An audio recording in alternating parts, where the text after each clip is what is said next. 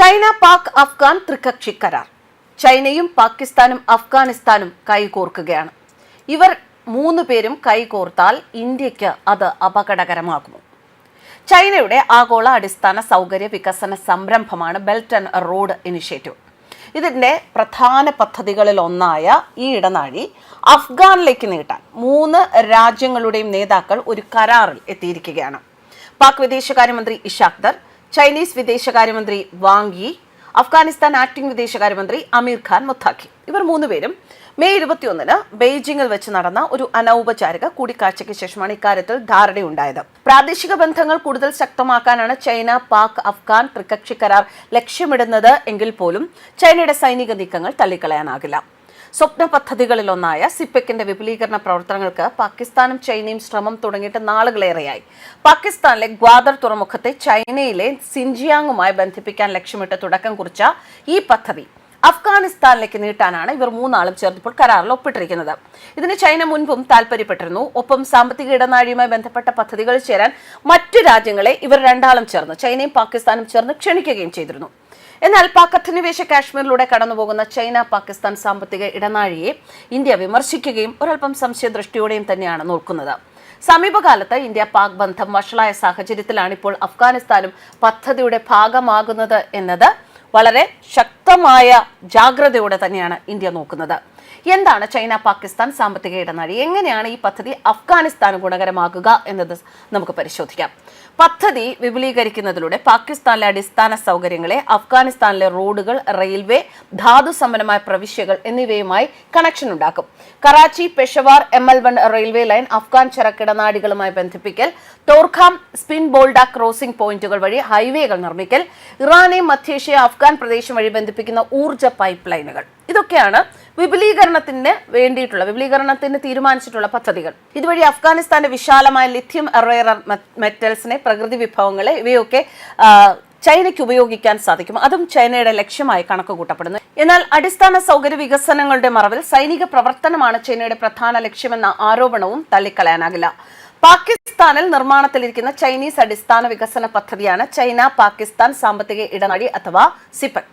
മലേഷ്യയ്ക്കും ഇന്തോനേഷ്യയ്ക്കും ഇടയിലുള്ള മലാക് കടലെടുക്കും തർക്കപ്രദേശമായ ദക്ഷിണ ചൈന കടലും ഒഴിവാക്കി മധ്യപൂർവ്വ ദേശത്ത് നിന്നുള്ള ചൈനയുടെ എണ്ണ ഉൾപ്പെടെയുള്ള ചരക്ക് നീക്കത്തിന്റെ സമയവും ചിലവും കുറയ്ക്കുക എന്നതാണ് ഈ സമുദ്ര കര അധിഷ്ഠിത ഇടനാഴി വഴി ലക്ഷ്യമിടുന്നത്.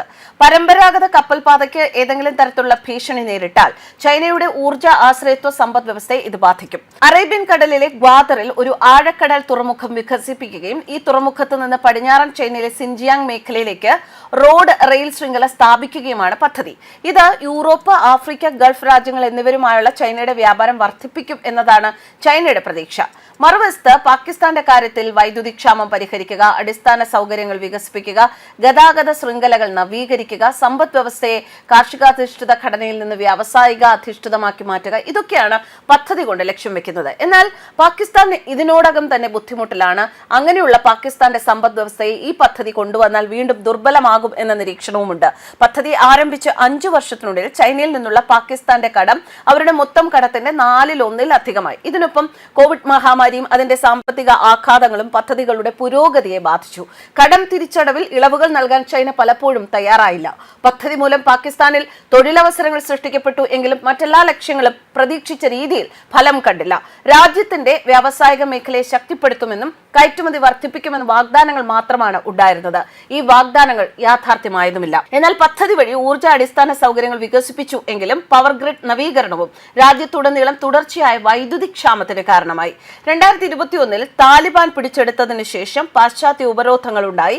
ഇതുമൂലം രാജ്യത്തിന്റെ സമ്പദ് വ്യവസ്ഥ വളരെയധികം തകർന്നിരുന്നു. അഫ്ഗാനിസ്ഥാനിൽ തൊഴിലില്ലായ്മ ഇരട്ടിയിൽ അധികമായി. യുദ്ധം കാരണം അടിസ്ഥാന സൗകര്യങ്ങളും സമ്പദ് വ്യവസ്ഥയും താറുമാറായ അഫ്ഗാനിസ്ഥാനെ പരിവർത്തനം ചെയ്യാൻ ദീർഘകാലാടിസ്ഥാനത്തിലുള്ള പദ്ധതികൾ ആവശ്യമാണ് എന്നും നിരീക്ഷിക്കപ്പെടുന്നു. അതുകൊണ്ട് തന്നെ പദ്ധതി കണക്ടിവിറ്റി മെച്ചപ്പെടുത്തുന്നത് വഴി അഫ്ഗാന് പ്രാദേശിക അന്താരാഷ്ട്ര വിപണികളിലേക്കുള്ള പ്രവേശനം സാധ്യമാകും എന്നാണ് കരുതുന്നത്.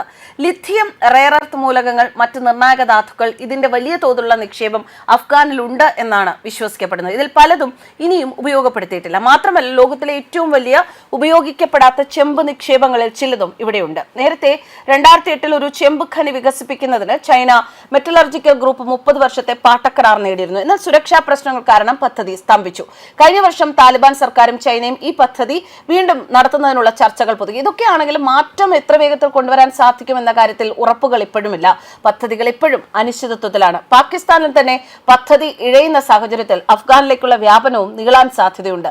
സിപെക് പദ്ധതി അഫ്ഗാനിലേക്ക് വ്യാപിപ്പിക്കാനുള്ള തീരുമാനം ദക്ഷിണേഷ്യൻ ഭൗമരാഷ്ട്രീയത്തിൽ നിർണായകമാണ്. പാക് അധിനിവേശ കാശ്മീർ വഴിയാണ് കടന്നു പോകുന്നത് എന്നതുകൊണ്ട് തന്നെ തുടക്കം മുതൽ ഇന്ത്യ സിപെക്കിനെ എതിർത്തിരുന്നു. പദ്ധതി രാജ്യത്തിന്റെ പരമാധികാരത്തെ ചോദ്യം ചെയ്യുന്നു എന്ന് ഇന്ത്യ ചൂണ്ടിക്കാണിക്കുന്നു. ഇത് അഫ്ഗാനിലേക്ക് വ്യാപിപ്പിക്കുന്നത് ആശങ്കകൾ വർദ്ധിപ്പിക്കുന്നു. നിലവിലുള്ള പാത തന്നെ തർക്കപ്രദേശങ്ങളിൽ ചൈനയുടെ സാന്നിധ്യം കൂടുതൽ ഉറപ്പിക്കുന്നു. പരമാധികാര പ്രശ്നങ്ങൾക്കപ്പുറം പദ്ധതി അഫ്ഗാനിസ്ഥാനിലേക്ക് വ്യാപിക്കുന്നത് ഇന്ത്യക്ക് വിശാലമായ തന്ത്രപരമായ താൽപര്യങ്ങൾക്കും തടസ്സമാണ്. പാകിസ്ഥാനിലെയും അഫ്ഗാനിലെയും അടിസ്ഥാന സൗകര്യങ്ങളിൽ ചൈന വലിയ തോതിൽ നിക്ഷേപിക്കുന്നത് ഇന്ത്യക്ക് വെല്ലുവിളിയാണ്. പാകിസ്ഥാനുമായും അഫ്ഗാനിസ്ഥാനുമായും ബന്ധം ശക്തിപ്പെടുത്തുന്നതിലൂടെ ദക്ഷിണേഷ്യയിൽ ചൈനയുടെ സ്വാധീനം വർദ്ധിച്ചേക്കാം. ഇത് ഇന്ത്യയുടെ സുരക്ഷ, വ്യാപാരം, നയതന്ത്ര ഇടപെടലുകളിൽ പ്രത്യാഘാതങ്ങൾ ഉണ്ടാക്കിയേക്കാം. എന്തായാലും അഫ്ഗാനിസ്ഥാൻ പാകിസ്ഥാനും ചൈനയുമായി ചേരുന്ന ഈ ഒരു നിലപാടിനെ ഇന്ത്യ സംശയദൃഷ്ടിയോടെ തന്നെയാണ് വീക്ഷിക്കുന്നത്. News desk കർമാനസ്.